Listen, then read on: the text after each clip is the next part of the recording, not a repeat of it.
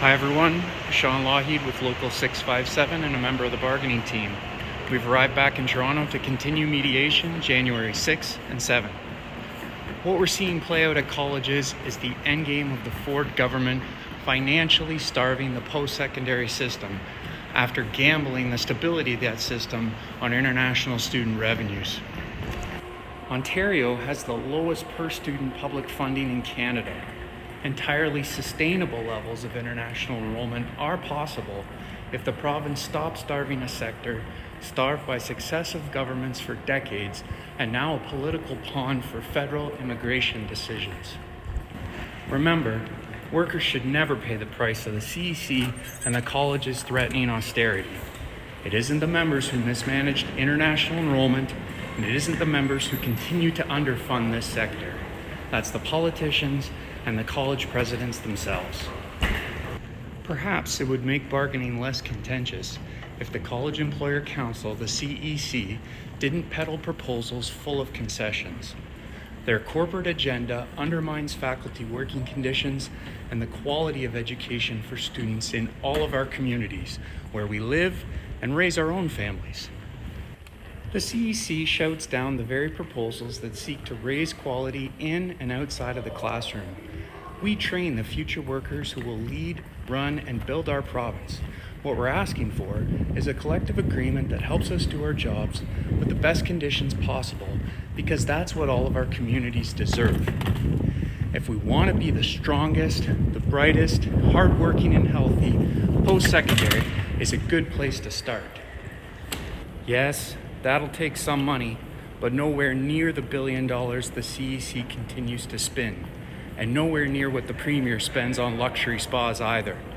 The CEC's costing of our proposals is demonstrably false, and if the CEC cared about getting those numbers right, there are several mathematicians in our membership, and I hear the professors in the skilled trades are pretty good with numbers too. Every dollar invested in post-secondary education in this province has a return of $1.36, and that's a far better investment for students and faculty than a luxury spa. For all that teaching and learning in well-run, well-supported classrooms, labs, and libraries, that's what we're asking for. We encourage members and students to read up on our proposals and the CEC's concessions. Everything is available at collegefaculty.org. See how unrealistic these demands are. Increased job security for our most precarious members, wage increases that keep pace with the cost of living, and an end to the free labor that colleges have used to help bank significant surpluses for a decade. When the CEC says our demands are unrealistic, they are sweeping aside members' democratic demands brought to the table through our democratic processes. These are frontline educators sharing knowledge about how to improve education in our communities for everyone. Anyone that has ever been a student knows that education is about so much more than delivery at the front of the classroom alone. Students increasingly need out-of-class assistance, support with accommodations and language proficiency. Courses need to be developed and updated, and faculty more than 5 minutes per week for grading. Wouldn't it be better if we taught and trained in well-supported classrooms, counseling rooms, labs, and libraries properly funded for communities and augmented, not relied upon with international enrollment that doesn't veer into greed and in some cases exploitation? We would not be here today if that were the situation. I'd be walking my dogs and busy teaching. We would have wrapped it up in the summer when we offered all those added dates in August that the CEC declined.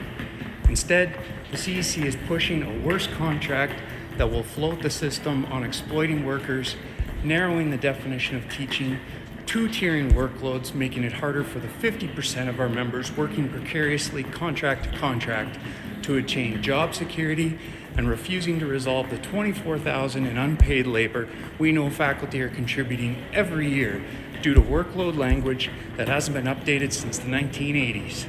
All while banking annual surpluses of $1 billion and hiring administrators at a ratio 3 times higher than full-time faculty. The CEC has the responsibility of bargaining with us for quality, not cutbacks, not worse job security, not wages below cost of living increases, not outdated workloads, etc. That's what they are proposing members chew on when nearly 80% of us have already said, no, go get a good deal done at the table. So here we are on the eve of mediation. Let's get that good deal done that drops CEC concession language and advances members' demands, the priorities that represent their expertise and their experience at the colleges in all our communities. Members know what's needed to train Ontario's future. That's our job and we're good at it. In solidarity, everyone.